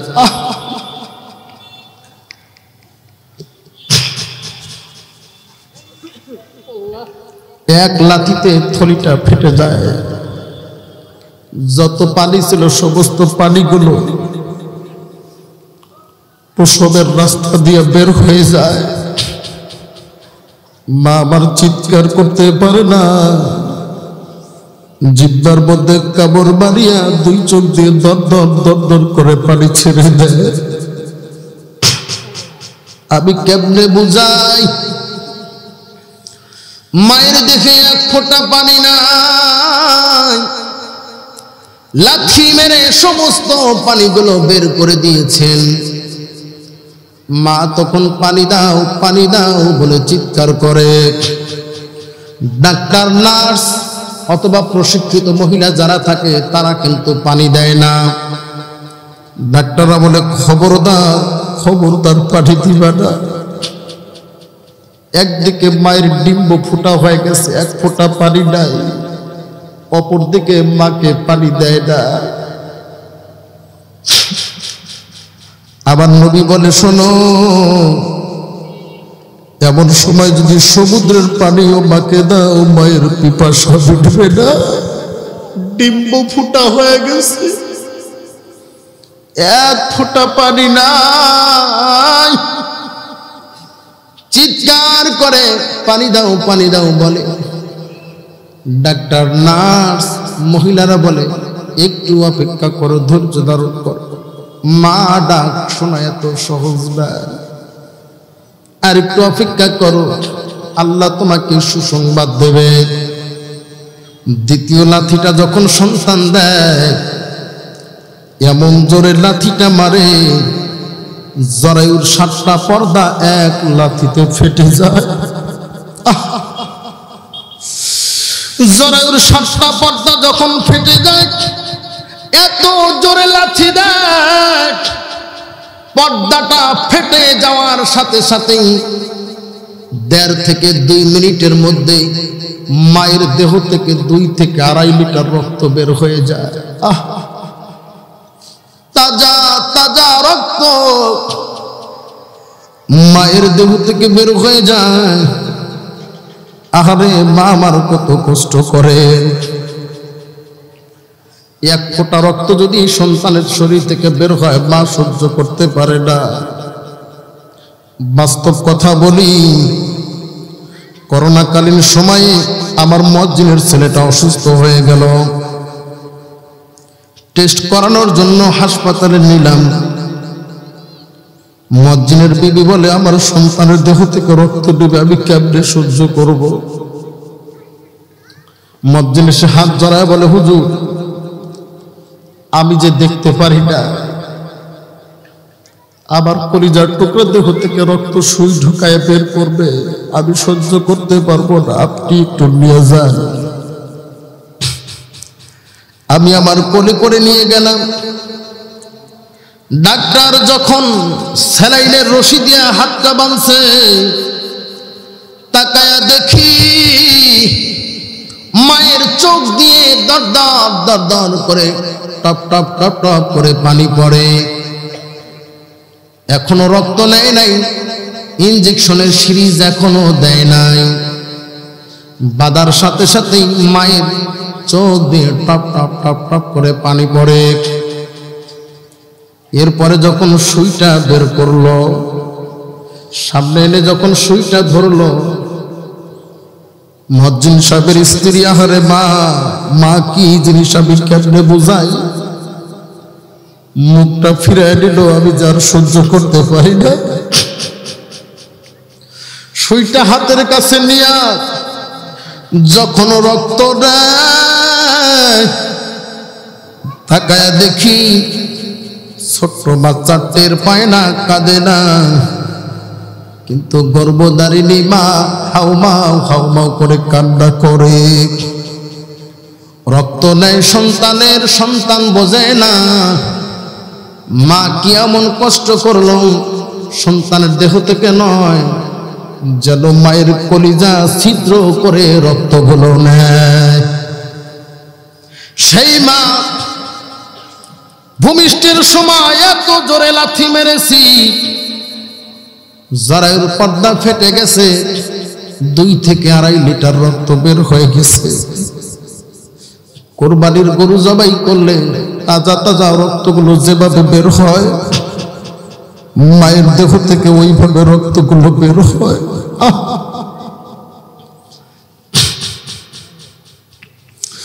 মা সহ্য করতে পারে না, চিৎকার করে করে কাঁদে। জিহ্বার মধ্যে কামড় মারিয়া 2 চক্ষু দিয়া দর দর দর দর করে পানি ছেড়ে দেয়। প্রশিক্ষিত দায়ীগুলো বলে, আর একটু অপেক্ষা করো, মা ডাক শোনা এত সহজ না। তোমার মতো আমরাও কষ্ট করেছি, তোমার মাও কষ্ট করেছে, আর একটু অপেক্ষা করো। সন্তান যখন সর্বশেষ লাথিটা দেয়, পাটা গোটায়া যখন লাথি দেয়, সন্তানের পায়ের বৃদ্ধাঙ্গুলির ছাপ গিয়ে পড়ে মায়ের কলিজার উপরে। কলিজার উপরে একটা পাতলা আবরণ রয়েছে, পর্দা রয়েছে। বাজার থেকে যদি গরু খাসি কলিজা কিনে নিয়ে আসেন, সিদ্ধ করে দেখবেন কলিজার উপরে পাতলা আবরণ আছে না নাই। অনুরূপ মায়ের কলিজা আমাদের কলিজায় আছে। সন্তান যখন লাথি দেয়, ওই যে কলিজার উপরে পাতলা আবরণ, ওই আবরণ আর মাথার যে ব্রেইনের পাতলা আবরণ রয়েছে, পর্দার ডাইরেক্ট সংযোগ। সন্তানের পায়ের আঘাত লাগতে দেরি, আঘাত লাগার সাথে সাথে কোনো মায়ের কলিজার পর্দা ফেটে যায়, কোনো মায়ের কলিজার পর্দা ফাটে না। আঘাত লাগার সাথে সাথে মা আমার অজ্ঞান হয়ে যায়, সেন্সলেস হয়ে যায়, বিছানায় পড়ে যায়। মা যখন অজ্ঞান হয়ে যায়, আমার আল্লাহ গর্ভে একজন ফেরেশতা নিযুক্ত করে রাখেন, যেই ফেরেশতাটার নাম হলো হারুন। নামটা মনে রাখবেন, ফেরেশতার নাম কি? ফেরেশতাটার নাম হলো হারুন। আল্লাহ তখন হারুনকে ডাক দিয়ে বলে, হারুন রে, আর দেরি করিস না, আমার বান্দি যে বড় কষ্ট করে, আবার বান্দি যে বড় কষ্ট পায়, আর দেরি করিস না। সুম্মা সাবিলা ইয়াসসারা, সুম্মা সাবিলা ইয়াসসারা, সুম্মা সাবিলা ইয়াসসারা, আর দেরি করিস না, আমার বান্দাকে ধাক্কা মেরে বের করে দে। আল্লাহু আকবার। ছোট্ট বাচ্চা, মাসুম বাচ্চা যখন মায়ের গর্ভ থেকে বের হয়, মা আমার অজ্ঞান হয়ে পড়ে থাকে, কোনো হুঁশ নাই। ওই সময় মাকে সুস্থ করার জন্য কোনো মেডিসিন দেওয়া হয় না, কোনো ওষুধ দেওয়া হয় না, স্যালাইন ইনজেকশনের প্রয়োজন পড়ে না। 15 থেকে 30 সেকেন্ডের মধ্যে সন্তানের মুখ থেকে বিশেষ একটা আওয়াজ বের হয়। ছোট্ট মুরগির বাচ্চা যেমনি আওয়াজ করে, ওই রকম একটা আওয়াজ বের হয়। যদি সন্তান কান্না না করে, আপনারা দেখেছেন কিনা জানি না, এমন দৃশ্য কোনো মা কোনোদিন সহ্য করবে না। ভূমিষ্ঠ হওয়া সন্তানের পা দুটো এমন ভাবে ধরে, যেমন ছাগল জবাই করলে পা দুটো উপর দিকে ঝুলাইয়া মাথা নিচের দিকে রাখে, তেমনি ভূমিষ্ঠ হওয়া সন্তান পা দুটো এমন ভাবে এক হাত দিয়ে উঁচু করে ধরে, মায়ের সামনে নিয়ে পিঠে থাপড় দেয় আর নিতম্বে থাপড়ায়। মায়ের গর্ভে কত যত্নে ছিলাম। 15 থেকে 30 সেকেন্ডের মধ্যে আওয়াজটা যখন বের হয়, বর্তমান চিকিৎসা বিজ্ঞানীরা হতবাক। ওই আওয়াজটা আমার আল্লাহ কুদরতি কায়দায় মায়ের কর্ণকুহর দিয়ে পৌঁছায় দেয়। সন্তান যত কান্না করে, মায়ের কলিজার ফাটা পর্দা তত তাড়াতাড়ি সেলাই হয়। একটু জোরে বলবেন না সুবহানাল্লাহ। সন্তান যত কান্না করে, অজ্ঞান হওয়া মাকে আর ওষুধ দেওয়া লাগে না, ইনজেকশন স্যালাইন দেওয়া লাগে না। সন্তানের কান্নায় কি এমন মেডিসিন আমার আল্লাহ দিয়া দিলেন, আমার মা সন্তানের কান্না সহ্য করতে পারে না। সন্তানের কান্না শুনেই মা আমার জ্ঞান ফিরে বলে, কোথায় রে, কোথায় রে আমার কলিজার টুকরা সন্তান, কোথায় রাখলি রে, তাড়াতাড়ি দে। এই সন্তানের জন্য 10 মাস 10 দিন কষ্ট করেছি, শরীরের সমস্ত রক্তগুলো প্রবাহিত করেছি। দেখ, সন্তানকে যখন মায়ের কোলে দেওয়া হয়, রক্তমাখা সন্তানকে নিয়ে মা আমার সারা শরীরে চুমু দেয়। আহারে মায়ের কোল সন্তানের জন্য পৃথিবীর জমিনে সবচাইতে নিরাপদ জায়গা হলো তার মায়ের কোল। পিঁপড়ায়ও আঘাত করতে পারে না। আল্লাহু আকবার বলেন। মা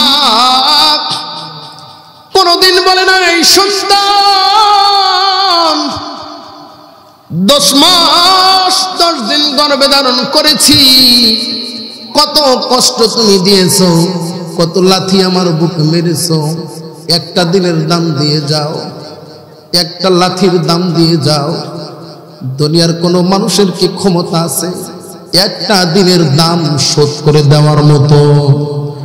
সারা দুনিয়াটা 1000 বার বিক্রি করলেও মায়ের গর্ভের একদিনের সমান হবে না।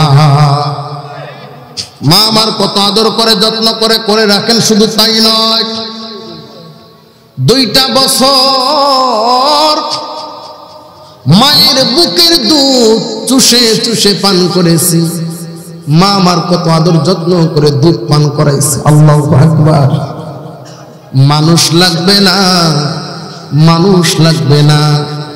এই যে কুকুরগুলো দেখবেন যখন বাচ্চা দেয়, 5টা 7টা করে বাচ্চা দেয়। কুকুরের বাচ্চাগুলো যখন দুধ পান করে, কুকুরটা দেখবেন লম্বা হয়ে শুয়ে পড়ে, যেন সন্তানগুলো আরামে দুধ খায়। কথা বলেন ঠিক কিনা? মা যে কেমন জিনিস কেমনে বুঝায়।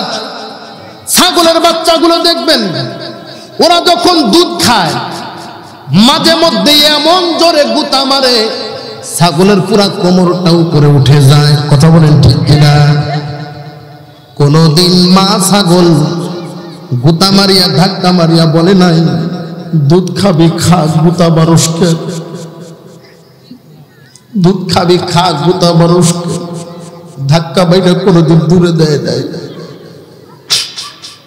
এ হলো মা। শত গুতা যদি মারে, আঘাত যদি করে, মা কোনদিন প্রতিবাদ করে নাই। একটা ছাগল যদি তার সন্তানকে, তার বাচ্চাকে এত আদর যত্ন করে দুধ পান করায়, কুকুর যদি তার বাচ্চাকে এত আদর যত্ন করে দুধ পান করায়, আপনার আমার মা আহারে যখন আমাকে কোলে নিয়ে স্থলের বোটাটা মুখে দিয়েছে, কত আদর যত্ন করে না জানি দিছে।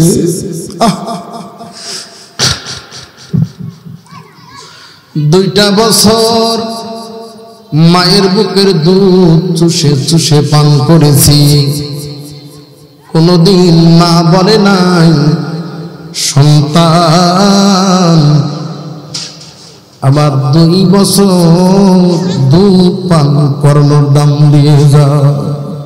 কথা বলেন, বলেছি? এ আমার বাবাজিরা, আমি কেমনে বুঝাই? জান্নাত খোঁজার জন্য ইস্তেমার ময়দানে যাওয়া লাগবে না। জান্নাত খোঁজার জন্য চরমরায়, আট্টসি, মক্কা, মদিনা কোথাও যাওয়া লাগবে না। জান্নাত তোমার ঘরে। কথা বলে না? জান্নাত তোমার ঘরে। আমার রাসূল সাল্লাল্লাহু আলাইহি ওয়াসাল্লাম বলেন, আল জান্নাতু তাহতা আকদামিল উম্মাহাত। তোমার মায়ের পায়ের নিচেই তোমার জান্নাত। একটু মাথাটা খাটান। যেই মানুষটার পায়ের নিচে আল্লাহর জান্নাত, বলেন ওই পাটা কি সাধারণ পা? যেই মানুষটার পায়ের নিচে আল্লাহর জান্নাত, ওই মানুষটার বডি কি সাধারণ বডি? যেই মানুষটার পায়ের নিচে আমার আল্লাহর জান্নাত, ওই মানুষটার জবান হাত কি সাধারণ জবান? মা সন্তানের জন্য দোয়া করতে দেরি হয়, 7টা আসমান খুলে গিয়ে দোয়াটা আরশে আজমে পৌঁছাতে বিন্দু মাত্র দেরি হয় না। আল্লাহু আকবার। এজন্য আল্লাহ রাসূল সাল্লাল্লাহু আলাইহি ওয়াসাল্লাম বলেন, রিদার রাব্বি বিরিদাল ওয়ালিদাইন। মা বাবার সন্তুষ্টি আল্লাহর সন্তুষ্টি। আল্লাহর সন্তুষ্টি যদি পাইতে চাও, মা বাবার খেদমতের দরকার আছে না নাই? যারা মাকে ভালোবাসো না, মাকে ভালোবাসো না, তারাই আমার ওয়াজ শোনো না। যারা মাকে অবহেলা করো, যারা মাকে অবহেলা করো, মায়ের কষ্ট বুঝো না, ওয়াজ শুনে লাভ হবে না। কথা বলেন ঠিক কিনা? মায়ের কটা নারী সিরে তুমি এ দুনিয়াতে এলে, একদিনও কি হিসাব করে দেখেছো ওসেলে? কথা বলেন ঠিক কিনা? মায়ের কটা নারী সিরে তুমি এ দুনিয়াতে এলে, একদিনও কি হিসাব করে দেখেছো ওসেলে? সেই মা কি যারা দাও না খেতে, একটু ভক্তি করো না, ওয়াজ শুনে লাভ হবে না।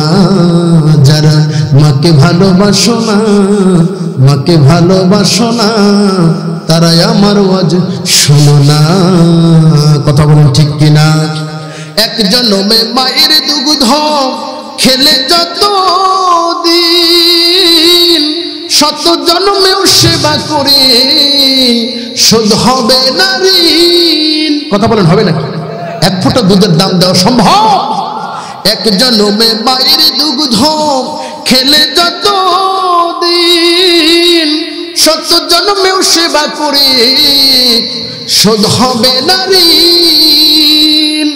সেই জ্যান্ত মাকে রেখে যারা করো পীর বাবার সাধনা, ওয়াজ শুনে লাভ হবে না। যারা মাকে ভালোবাসো না, তারাই আমার ওয়াজ শুনো না। জোরে বলেন কথা ঠিক কিনা? এই হলো মা 10 মাস 10 দিন গর্ভে ধারণ করেছেন। 4500 বার লাথি মায়ের কলিজায় মেরেছি। 2টা বছর মায়ের দুধ পান করেছি। দেহ থেকে সমস্ত পানি আর রক্তগুলো বের করে দিয়েছি। কোনদিন মা প্রতিবাদ করে নাই। একটা পিঁপড়ায় যদি আঘাত করতাম সন্তান ব্যথা পেত না, কিন্তু মা পিঁপড়াটাকে মেরে সন্তানের ওই জায়গাটা শুধু হাত দিয়ে মালিশ করে দেয় না, বুকে জড়াইয়া ধরে চুমো দেয়। সেই মায়ের সামনে মনে আছে আপনাদের? কোথায় রাখছিল? মনে আলোচনা? সেই মায়ের সামনে, সুমাইয়ার সামনে কলিজার টুকরা সন্তান আব্বারকে বেধর পিটায়। আম্মার ডাক দেয়া বলে, মা গো, ও মা, মুহাম্মদের কালিমা ছেড়ে দিও না। দুনিয়ার সুযোগ সুবিধার জন্য নয়, আমার আল্লাহর জান্নাতের জন্য মুহাম্মদের কালিমা পড়েছি। আল্লাহু আকবার। আবু জেহেল যখন দেখলো না এত পিটায়ও কাজ হলো না, সমস্ত শরীর রক্তে রঞ্জিত হয়ে গেছে, শয়তান এসে কুবুদ্ধি দিল, মুসলমানদেরকে পিটায়া ঈমান থেকে দূরে রাখা যায় না, তাদের ইজ্জত হনন করতে হয়। বুদ্ধিটা কার? কথা বলেন, বুদ্ধিটা কার? বর্তমান সময়ে দেখবেন মুসলমানদের ইজ্জত হনন করার জন্য অসংখ্য বিদেশি এনজিও সংস্থা আমাদের মধ্যে আছে না নাই? এটা আবু জেহেল আর শয়তানের সিলসিলা। কার? আবু জেহেল যখন দেখলো পিটাইয়া কোনো কাজ হয় না, শয়তান বুদ্ধি দিল পিটাইয়া লাভ নাই। মুসলমানরা ইজ্জতকে বড় সম্মান করে, ভয় করে, তাদের ইজ্জতের উপরে আঘাত করো। আবু জেহেল যাইয়া সুমাইয়ার দেহ থেকে একটা একটা করে কাপড়গুলো খোলে, একটু চক্ষুটা বন্ধ করে মোরাকাবা করেন। আপনার সামনে আপনার গর্ভধারিণী মায়ের কাপড়গুলো যদি খোলে আপনার কেমন লাগবে? আহারে, এই দৃশ্য দেখার চাইতে মৃত্যুবরণ করা অনেক ভালো। আবু জেহেল যখন সুমাইয়ার দেহ থেকে কাপড়গুলো খোলে, আম্মার ডাকতে বলে, মাবুদ, এমন দৃশ্য দেখার আগে তুমি আমারে নিয়ে যাইতা, কষ্ট পাইতাম না। এই দৃশ্য যে আর সহ্য করতে পারি না। চক্ষুটা বন্ধ করে মাথাটা নিচের দিকে আসে। আবু জেহেল দমক দা বলে, যা আম্মারের মাথাটা উঁচা করে ধর। মাথা নিচু আছে, কাপের বর্ষিকরা থোতা ধরে মাথা উঁচু করে। আম্মার কেমনে দেখবে উলঙ্গ মাকে?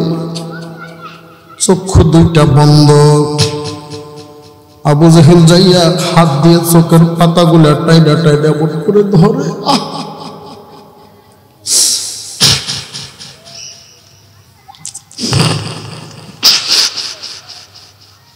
কেমনে বুঝাই? আম্মারের চোখের পাতাগুলো যখন টাইডা টাইডা ধরে, চোখ দিয়ে দর দর দর দর করে পানি পড়ে। আবু জেহেল ডাক দে বলে, আম্মার রে, এখনো কি মুহাম্মদের কালিমা ছাড়বি না? সুমাইয়া ডাক দে বলে, আম্মার,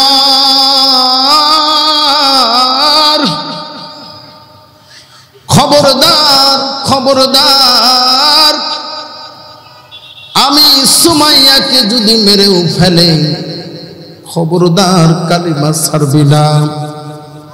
মুহাম্মাদের কালিমা যদি ছেড়ে দাও, কিয়ামতের দিবসে আমি কিন্তু তোমার সন্তান হিসেবে গ্রহণ করব না।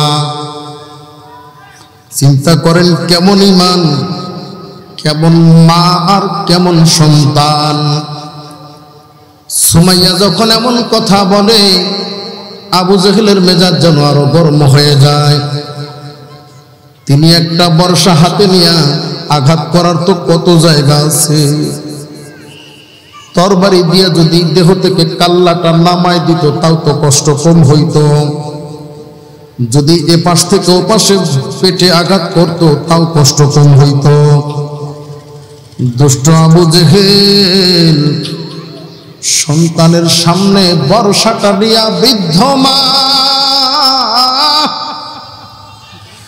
সুমাইয়ার লজ্জা স্থান বরাবর আহারে সন্তান কেমনে সহ্য করে, কেমনে আপনাদের বুঝায়। সুমাইয়ার লজ্জা স্থান বরাবর যখন বর্ষাটা মারছে,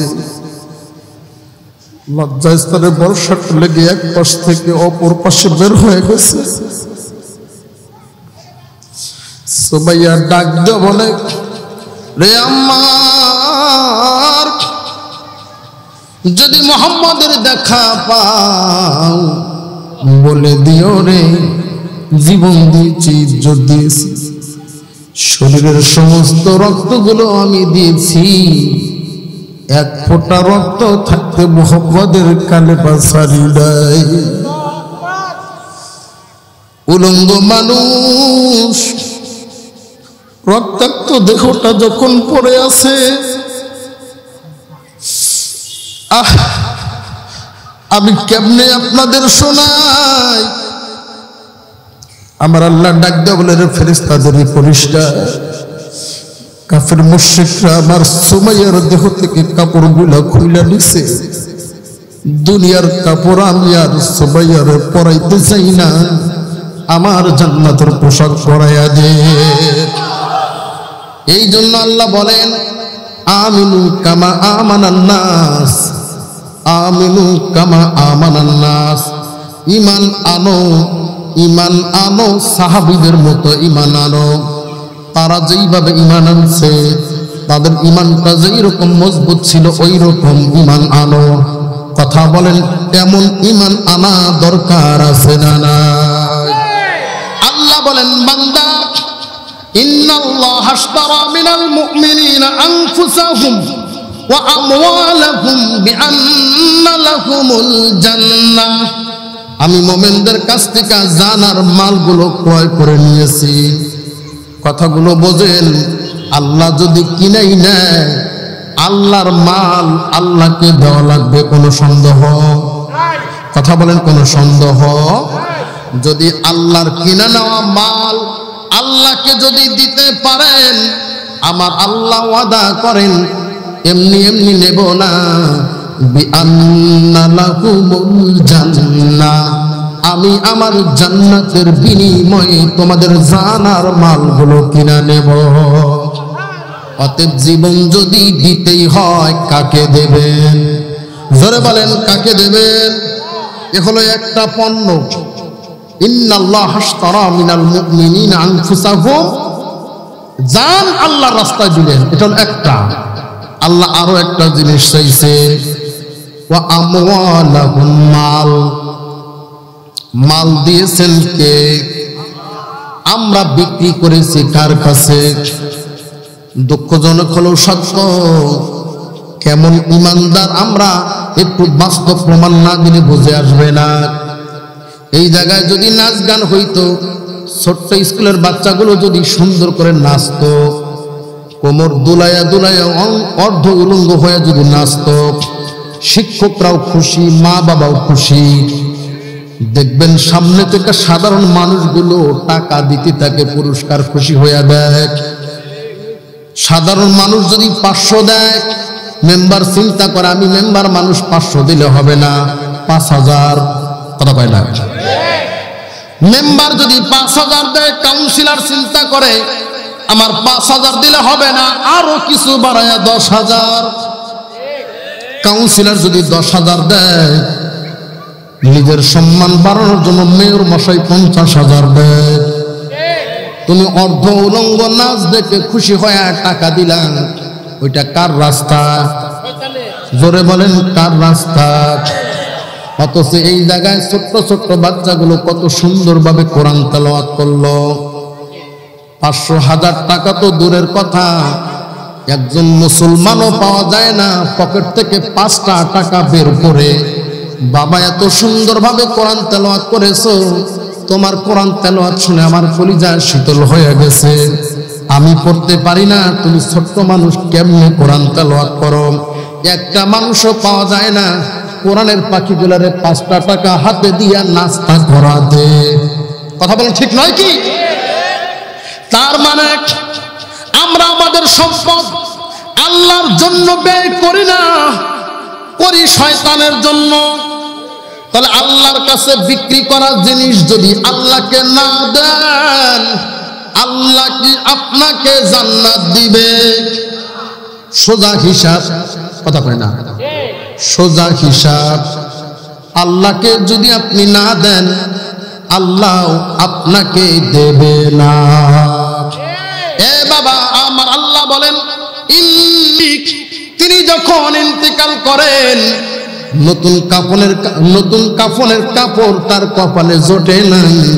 সবচাইতে ধনী ব্যবসায়ী মহিলা কাফনের কাপড় নতুন পায় নাই, আমার রসুলের গায়ের জুব্বা দিয়া কাফনের কাপড় বানায়া দিছে। সবচাইতে ধনী ব্যবসায়ী, এই জন্যই তো তারা জান্নাতি। কথা কয় না? এই জন্যই আল্লাহ বলেন রাদিয়াল্লাহু আনহুম ওয়া রাদু আন উলাইকা হিজবুল্লাহ আলা ইন্না হিজবাল্লাহি হুমুল মুফলিহুন। আমি আল্লাহ তাদের প্রতি সন্তুষ্ট, তারাও আমি আল্লাহর জান্নাত পায়া সন্তুষ্ট। ওরাই আমি আল্লাহর দলের লোক, আর যারাই আল্লাহর দলের লোক হবে কিয়ামতের দিবসে তারাই সফলতা অর্জন করে আল্লাহর জান্নাতে যাবে। আহারে আমি কেমনে বোঝাই? সাহাবীরা সমস্ত সম্পদগুলো ইসলামের জন্য বিলীন করে দিতেন, অথচ দিনের জন্য আপনাদের কাছে চাইলে 5টা টাকাও বের হয় না। কথা কয় না? জুমার দিন মসজিদে যায়, দেখবেন কিছু মানুষ আছে পয়সাগুলো খুচরা করে নিয়ে যায়, ঠিক নয় কি? যেই টাকাটা সারা সপ্তাহে কোনো দোকানদার নেয় না, ছেঁড়া টাকা, ছেঁড়া টাকা সারা সপ্তাহে কোনো দোকানদার নেয় না, রিক্সাওয়ালারাও নেয় না।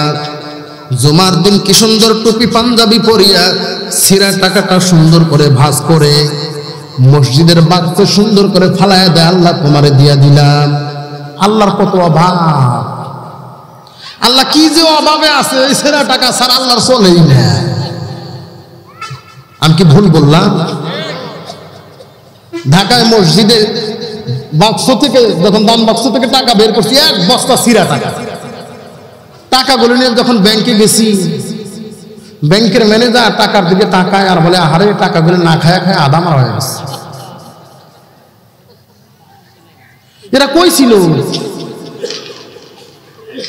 মসজিদে দেবে ছিঁড়া টাকা, সারা সপ্তাহ যেই টাকা কোনো দোকানদার নেয় না, জুমার দিন নিয়ে যায়। আল্লাহর কত অভাব। আচ্ছা বলেন তো দেখি, এটা কি দান নাকি ফাজলামো? একটা উদাহরণ দেই। মেয়ে বিয়ে দিয়েছেন, 10 বছর আগে ইন্ডিয়া সফর করে একটা চামড়ার জুতা নিয়ে আসছেন, বড় যত্ন করে রাখছেন। ঈদের এই তো সামনে ঈদ আসতেছে, ঈদ উপলক্ষে যদি জামাইকে বলেন, জামাই এই জুতাটা অনেক ঐতিহ্যপূর্ণ, 10 বছর আগে ইন্ডিয়া সফর করে জুতাটা কিনে নিয়ে আসছি, এখনো জুতাটা ভালো আছে, কাউকে জুতাটা পরতে দেই নাই, জামাই ঈদ উপলক্ষে জুতাটা আপনারে হাদিয়া দিলাম। জামাই খুশি হয়ে তো নেবে নাকি বলেন? 10 বছর আগে ইন্ডিয়া থেকে আনা জুতা জামাই নেবে না? আর কথা বলে না কেন? নেবে। আর যদি ছেঁড়া জুতা দেন আরো খুশি হবে। কথা বলে না? জুতা নেওয়া তো দূরের কথা, আপনার মেয়ে কোনদিন আর স্বামীর বাড়ি দেখতে পারবে না। একবার সেরা জুতা দিয়ে দেখেন, বিসমিল্লাহ ছাড়াই 3 তালাক দেবে। আরে কথা কয় না কেন? বিসমিল্লাহ ছাড়াই 3 তালাক দেবে। ফাজলামো করার জায়গা পান না। আমি হইছি জামাই, 10 বছরের পুরান জুতা দেন, আবার সেরা জুতা দেন। তার মানে নতুন জামাইকে সেরা জুতা দিলে, পুরান জুতা দিলে নেয় না। এটা যদি অপমান হয়, আমার আল্লাহকে অসল সেরা টাকা দিবেন, এটাও আমার আল্লাহ নেয় না। এটাও হলো ফাইজলামি করা। মনে হয় আমি বুঝাতে পারি নাই। আর কেমনে বুঝাবো আপনাদের? এর চাইতে বাস্তবতা আর কি দিব আপনাদের? সাহাবায়ে কেরামরা এমন ছিলেন না, শুধু চাইতে দেরি, চাইতে দেরি। সামি'না ওয়া আতা'না, আল্লাহর রাস্তায় দিতে বিন্দু মাত্র দেরি করতেন না। তাবুকের যুদ্ধের সময় মুসলমানদের তখন বড় অভাব, মুসলমানদের অর্থনৈতিক অবস্থা খুব একটা ভালো না, যুদ্ধের দামামা বেজে গেছে। আমার রাসূল সাল্লাল্লাহু আলাইহি ওয়াসাল্লাম মাথার চাদরটা খুললেন, মসজিদে নববীর জমিনে বিছালেন, আর বললেন আজকে জান্নাত বিক্রি হবে, কে কে জান্নাত কিনবা? আমার আল্লাহ অফার দিয়েছেন, ইন্নাল্লাহা আশতারা মিনাল মুমিনিনা আনফুসাহুম ওয়া আমওয়ালাহুম বিআন্না লাহুমুল জান্নাহ। আজকে জান্নাত বিক্রি হবে, কে কে জান্নাত কিনবা? জান্নাত যদি কিনতে চাও, এত দামি জিনিস এমনি এমনি কেনা যাবে না, মাল দেওয়া লাগবে। যে যা পারো আল্লাহর রাস্তায় দান করো। আমার আল্লাহ বলেন, মান দাল্লাযী ইউকরিদুল্লাহ করদান হাসানা ফায়ুদাইফাহু লাহু আলাহু আজরুন কারীম। কে আছো আমি আল্লাহকে উত্তম কর্জ দিবা, কর্জে হাসানা দিবা। আমি আল্লাহকে যদি কর্জ দাও, আমার দিনের রাস্তায় যদি দাও, 1 গুণ 2 গুণ 5 গুণ 50 গুণ 5 লক্ষ 50 লক্ষ গুণ নয়, আজরুন কারীম, সম্মানজনক প্রতিদান দিয়া বিনা হিসাবে জান্নাত দিয়ে দেব। আমার রাসূল সাল্লাল্লাহু আলাইহি ওয়াসাল্লাম, আমার রাসূল সাল্লাল্লাহু আলাইহি ওয়াসাল্লাম যখন বললেন জান্নাত বিক্রি হবে, কে কি দিবা দাও, সমস্ত সাহাবীরা দৌড়ে বাড়ির দিকে চলে গেল। ছোট্ট ছোট্ট বাচ্চাগুলো দৌড়ে বাড়িতে চলে গেল, জান্নাত কিনবে, জান্নাত কিনবে। আহ, কি আনন্দ! দুনিয়ার সবচাইতে বড় বাজার, কথা বলেন না, জান্নাত কেনার বাজার। এর চাইতে বড় দামি বাজার কি আছে? কথা বলেন আছে? জান্নাত কিনবে যার যার মতো দৌড়। ছোট্ট ছোট্ট বাচ্চাগুলো বোঝে না, জান্নাত কেনার আশায় তাদের যেই খেলনাগুলো ছিল, খেলনাগুলো আনিয়া আমার রাসূলের সামনে হাজির। ওরা তো আর বোঝে না যে খেলনার দরকার নাই, জান্নাত কিনবে। সাহাবীদের মধ্যে দান করার কম্পিটিশন শুরু হয়ে গেল। 2 জন সাহাবী সব সময় কম্পিটিশন করতেন। একজন সিদ্দিক আকবর, হযরত আবু বকর সিদ্দিক রাদিয়াল্লাহু তাআলা, আর একজন হলেন হযরত ওমর ফারুক রাদিয়াল্লাহু তাআলা। 2 জনের মধ্যে সব সময় কম্পিটিশন হতো। কোনদিন ওমর রাদিয়াল্লাহু তাআলা আবু বকরের সাথে কোনো আমলেই তিনি পারতেন না। আল্লাহু আকবার! আমরাও কম্পিটিশন করি, তবে সওয়াবের নয়, কে কত কার চাইতে বেশি গীবত আর মিথ্যা বলতে পারে। কথা বলে ঠিক নয় কি? আমরাও কম্পিটিশন করি। একদিকে আবু বকরের অবস্থা ভালো না, একদিন রান্না হয়তো 3 দিন হয় না। অপরদিকে ওমর রাদিয়াল্লাহু তাআলা ব্যবসা বাণিজ্য করে মোটামুটি ভালো সম্পদ অর্জন করছে। ওমর রাদিয়াল্লাহু তাআলা মনে মনে খুশি, কোনদিন আবু বকরের সাথে পারি নাই, আজকে ফার্স্ট হয়ে যাব। সুবহানাল্লাহ বলবেন না? সমস্ত সম্পদগুলো 2টা ভাগে বণ্টন করে 1টা ভাগ বাড়িতে রেখে আসলেন, আর একটা ভাগ নিয়ে রাসূলের দরবারে হাজির। বিশাল সম্পদ। আল্লাহ রাসূলকে বললেন, ইয়া রাসূলুল্লাহ, ইয়া হাবিবাল্লাহ, আমার সমস্ত সম্পদ 2টা ভাগে বিভক্ত করে 1টা ভাগ পরিবারের জন্য, আর একটা ভাগ নিয়ে আসতে দিনের জন্য, আল্লাহর জান্নাত কিনে নেব। সুবহানাল্লাহ। আল্লাহ রাসূল সাল্লাল্লাহু আলাইহি ওয়াসাল্লাম একবার ডানে তাকায়, একবার বামে তাকায়, একবার সামনে তাকায়, একবার পিছনে তাকায়। ওমর ডাক দিয়ে বলেন, ইয়া রাসূলুল্লাহ, মনে হয় কাউকে খুঁজতেছেন।